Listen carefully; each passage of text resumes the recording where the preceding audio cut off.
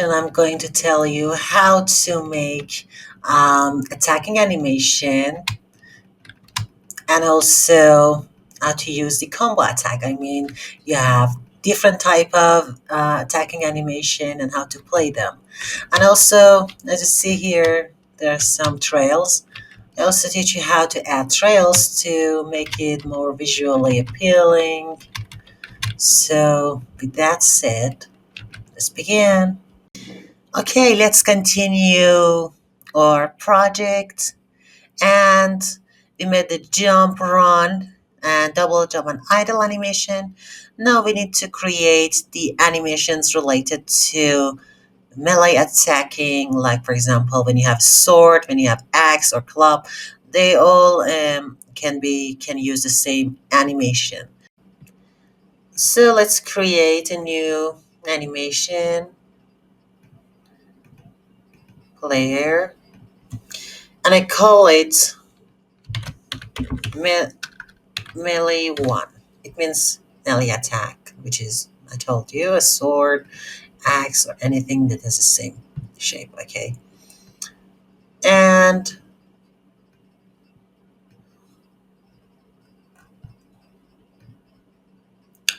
weight has the weird. I think that it has kind of changed. Sprite has changed its position.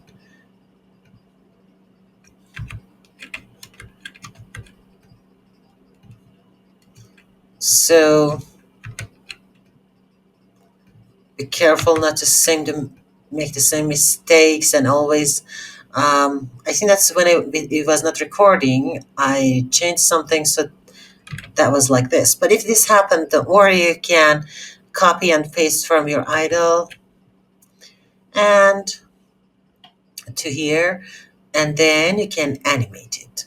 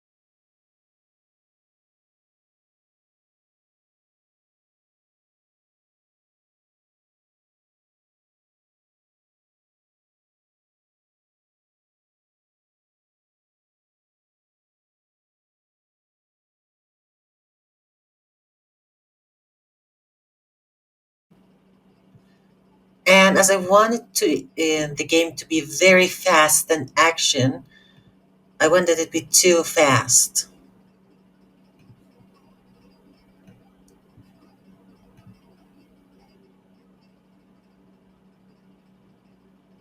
Okay, that's good. If the player only plays one animation for the melee attack, then it would be very boring. So we want to use combo attack. It means that we use several animation for the melee attack. Now I create another animation, melee 2.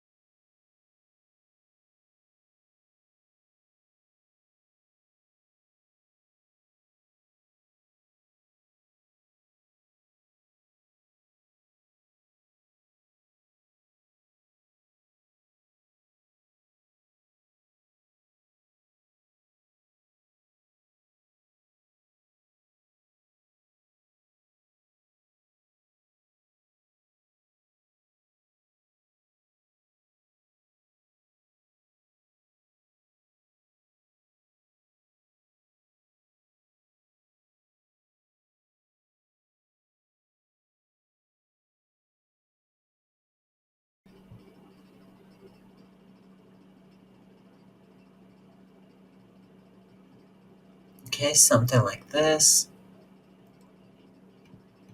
And I want to add another attack.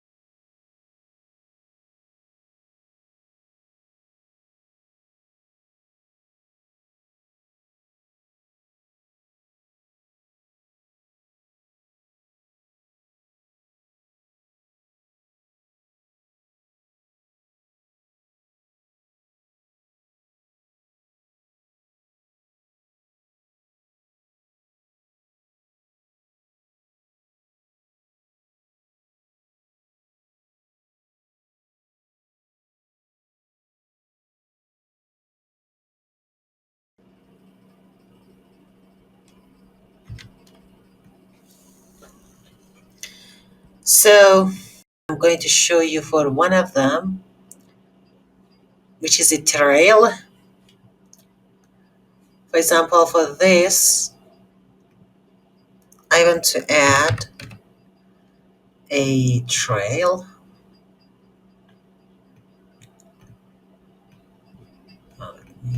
Okay, something like this. The color, it's a start point. I think, yes, this is the example, something like this, which goes to white. And this is the alpha or transparency.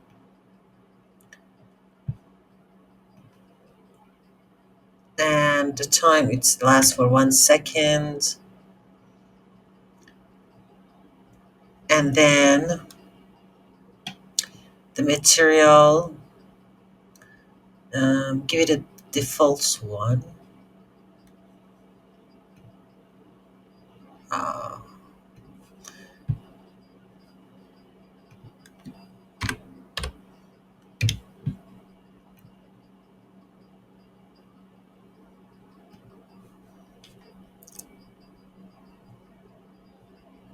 so you can change the width and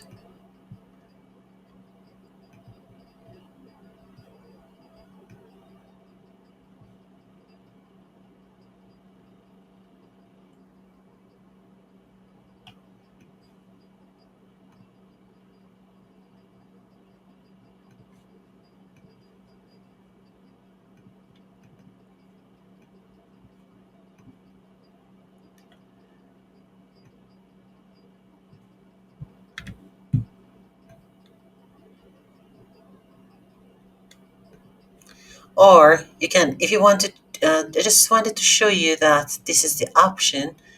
If you want to move the trail to, for example, this part, then you can make an empty object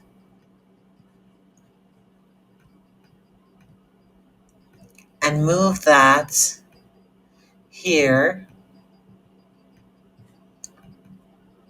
and give that trail to that.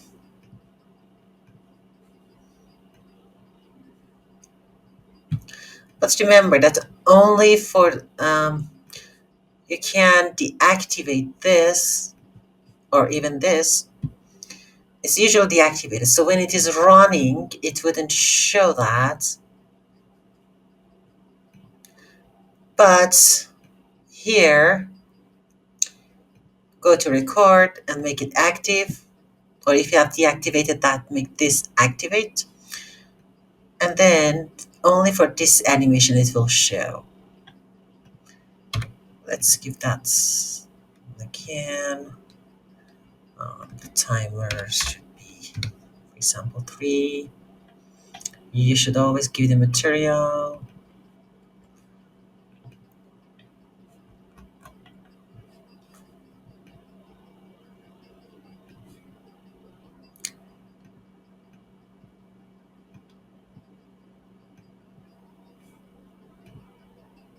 You can play with this um, parameters to find the best thing that you like.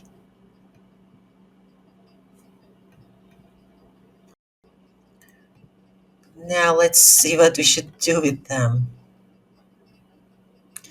Let me move that there.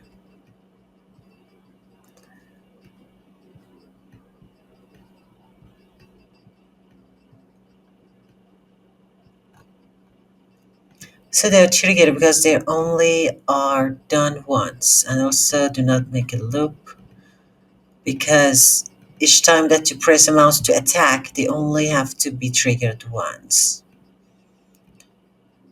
So let me call it 1,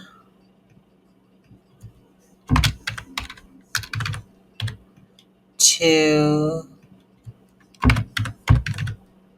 3.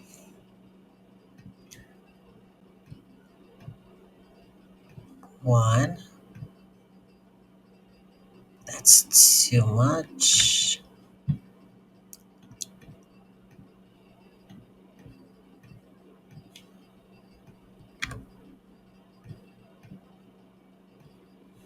2, and then 3.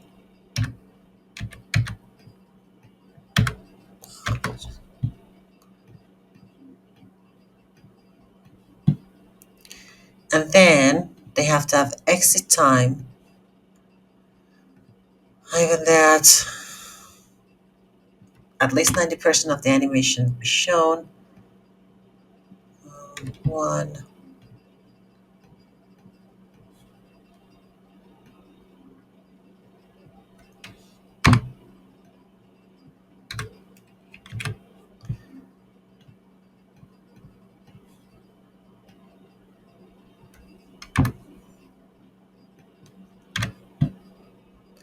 So now these are ready to be coded.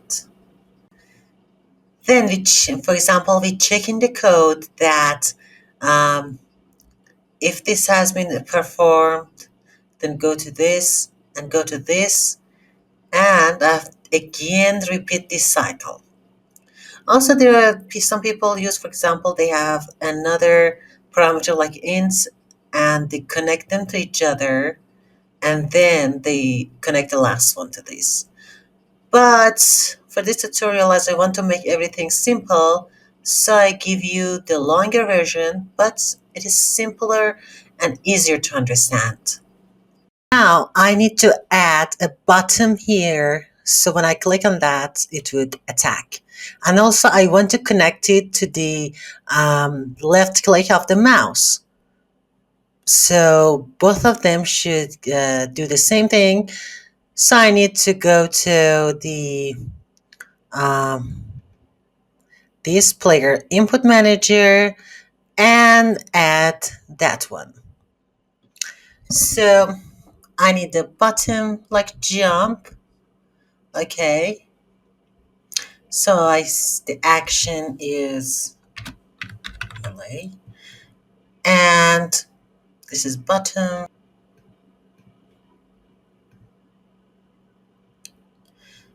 And you can also say, for example, until that it is hold or pressed. There's something like that. But for now, and even here you say press only. It means that when you press a button, it would happen, something happen. Or when you have pressed and then release that, then that action would happen. Or you have to press and release. At both of them, it would happen. So I say just when I press that. Okay. And okay, now I want to bind it first to the right. If I say for mouse, and I say the left button for that. And also we can add for Xbox. Right now we have this, and save that. Let's go to Photoshop. Let's go to Photoshop and make a button.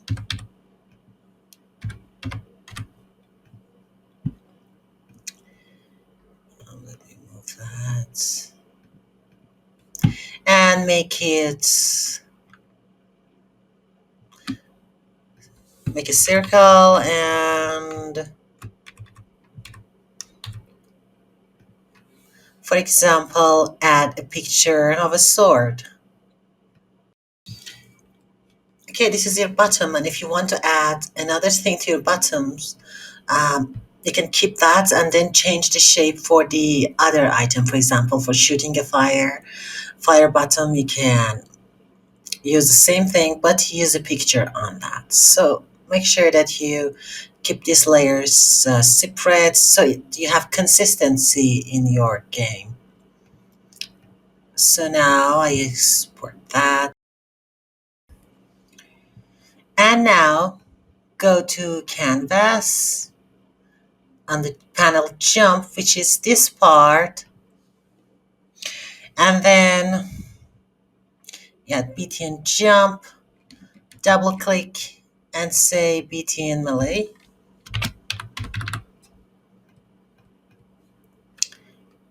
Okay, for example, the anchor point would be on the right.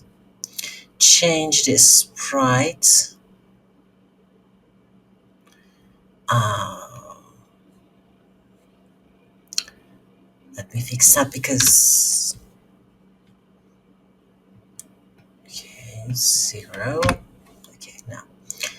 And you can increase the opacity, move that. This is very big.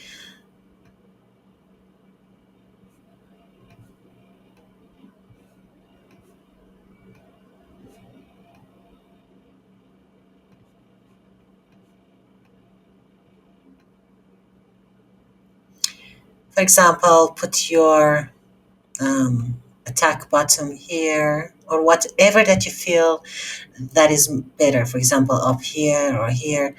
Now I want to leave a space for more button for example, firing. Or we can put it here. It's not important right now because we have to see the final results. You can decrease the opacity for a more consistency. I think that's fine. So now on your player, you have the player movement, which was here. Now we want to create player attack. So wait that the code is compiled and then open that. Here in this session, I don't want to write this specific code, for example, to inflict the damage. For next session, we do that. But right now, we just want to figure out how to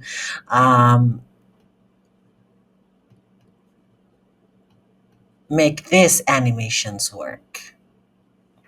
Then we add the real attack codes. So first, we need to say private animator anim. And here I say, as I'm going to give the code to the player, then I say which animator, the animator that is already on this game object. Both of them are on the same game object. So I just say get components, animator. Okay. Now I have a tracker which is private int combo number, which at first is 0. I want to say, okay, we have 3 animations. So we have 3 um, possible ways for that. If combo numbers become 1, it means that it has to show this animation. If it becomes 2, it has to show this animation. If the combo numbers become 3, it shows this. And if it becomes more than that, then it has to again return to, for example, to 0. And then, so that would continuously cycle. So with that said, let's go and write a function for attacking. Private void, what was the name of the controller? Melee. We said on melee. And so every time that I press the left bottom of the mouse or left click, or I click on this, it has to add one number to that.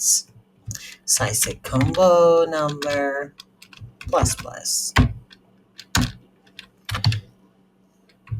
So at first it is 0, and now it is 1. Then I say if combo number equals to 1, then, and in the set trigger of the, let me go there, yes, for that to be played, this melee 1 has to, this trigger should work. This is a trigger melee 1. Okay. So imagine that for the second time we want to attack. For the second time. So first it was 1 plus plus, it is 2. So it is if combo number equal to 2, then the second animation should be played, which is this one that is related to this. Okay. And else if combo number going to become 3, because at first, let me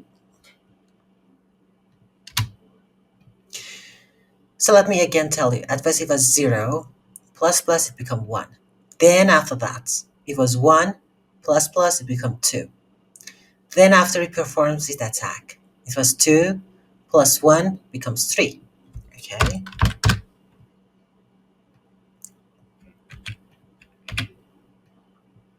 So that is done. And after you do that, 3 plus 1 is 4. But we don't have 4 animation, we only have 3 of them. So it has to be reset to 0. So we check. If combo number is more or equal to 3, it means that the last time that we performed the attack, okay, this is done, but then it is reset to 0.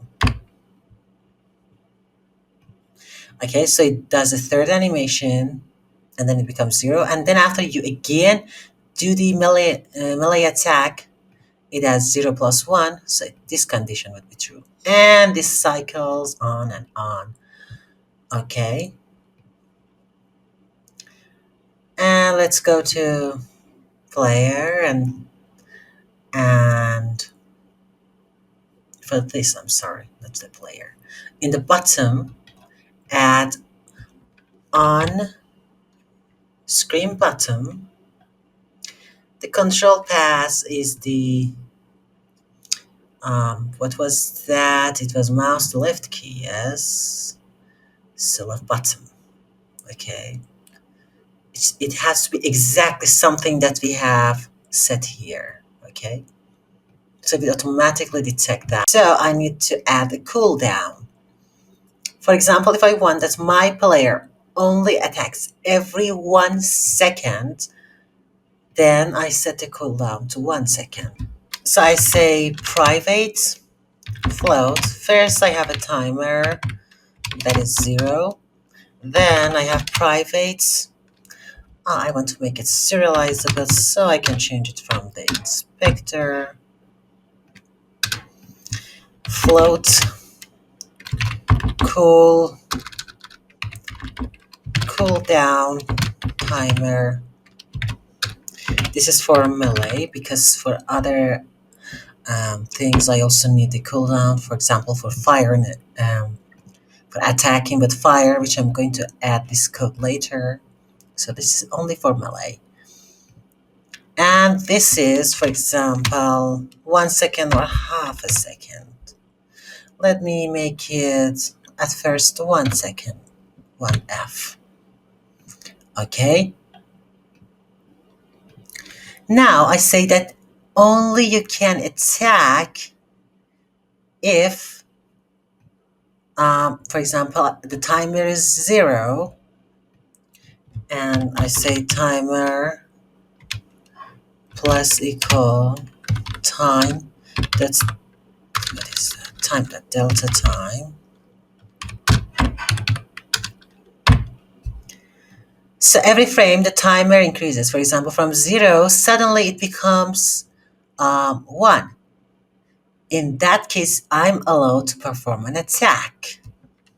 So it's if timer is more or equal to cooldown, then I'm allowed to do all of this. Okay, so at first this is 0, and then it will add some amount of time every frame, so until that it becomes equal to this, to 1, or even more than that. Then I'm allowed to do that. And each time that I perform that, again, I have to set the timer to 0. So it becomes 0, and it takes 1 second that it becomes equal to 1, and it can performs another attack. That's how the cooldown would work. Now let's test our animations.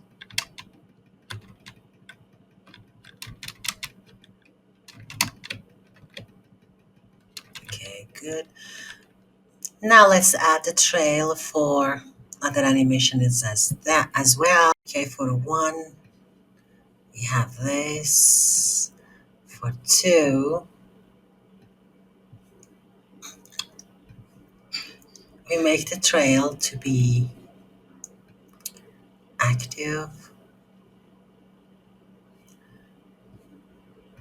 Let's move it here or here.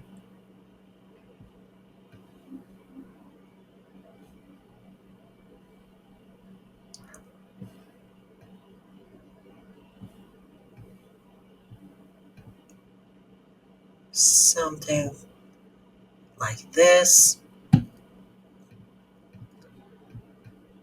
And for the third one, um,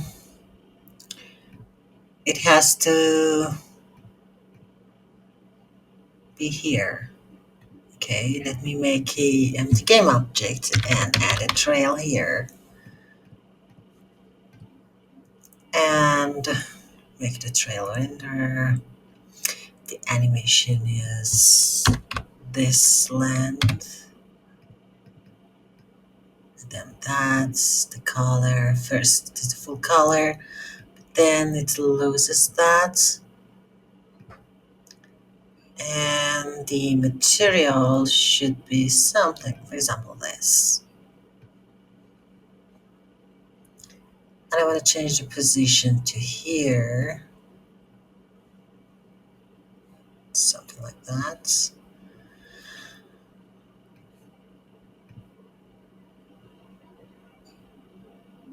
That's a little bit weird. So let me make it. So play with these numbers and see what's better.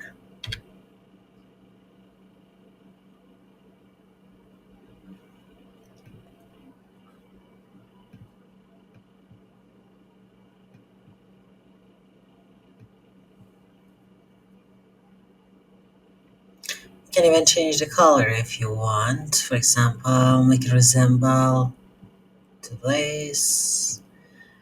And here it also be like this.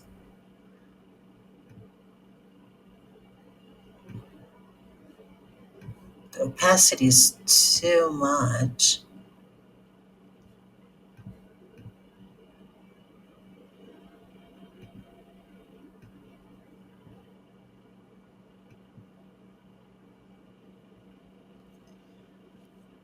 So something like this. And now let's test it. Ah, the trail should be deactivated during this, because if you want to have some effect like this, that's fine, but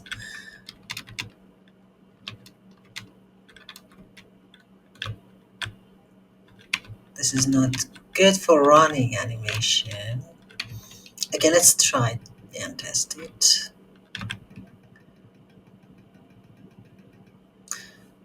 Okay, let me fix that very quickly.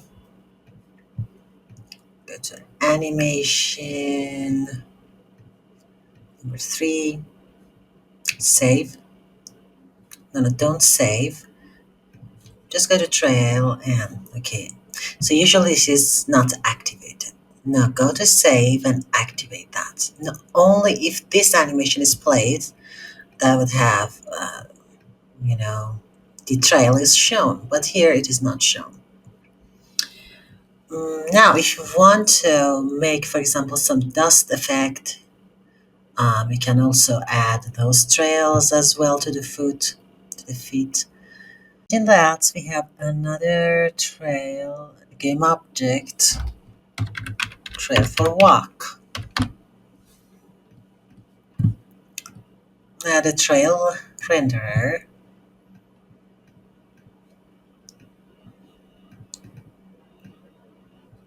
Make it, for example, as it is yellow, make it yellowish.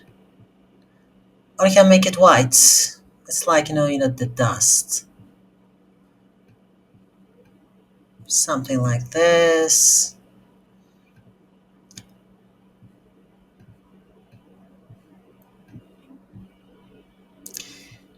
And the position to here. Give it the material. What? And the time would be, for example, 1. And okay, let's try it and try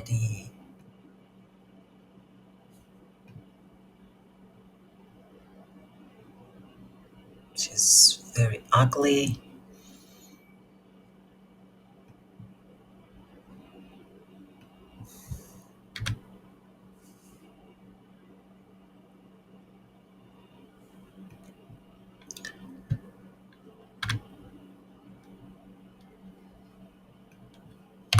So I have to make it even more, yeah, just something like that. And then add, because it has 2 feet, duplicate it and give it to the, which one is that? Yes. And move it a little bit.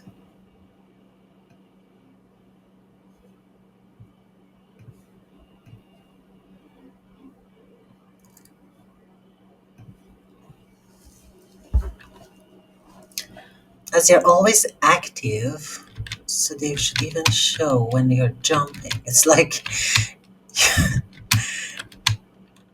I think it's not good for jumping. Well, for running, this is fine. I don't know, this is your game and you can decide which one is better.